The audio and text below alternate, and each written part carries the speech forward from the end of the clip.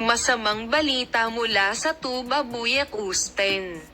Ang serye sa TV na Olive Branch, na kamakailang na i-broadcast sa mga screen, ay nagkaroon ng finale at nagpaalam si Tuba Buyak Usten sa screen.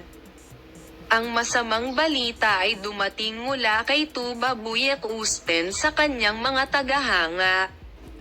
Matapos ang finale ng serye ng Olive Branch na na-broadcast sa Netflix, nalaman na hindi na babalik sa screen ang Tuba Buyak Usten sa mahabang panahon. Nabalitang hindi raw mahilig ang magandang aktres sa mga bagong proyekto.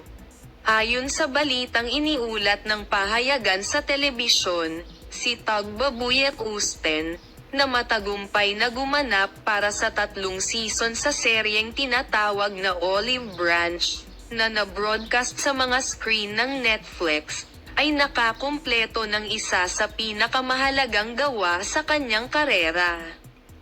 Ang aktres, na nagkaroon ng napakatagumpay na pakikipagtulungan kay Engine Accurek, ay muling nasa spotlight sa iba't ibang mga kaganapan pagkatapos ng katapusan ng serye.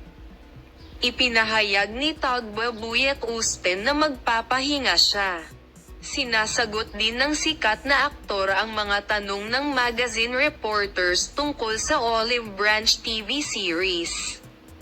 Kahanga-hangang natapos ang 3 season na trabaho ni Tuba Buyak Usten. Medyo napagod ako, magpapahinga muna ako.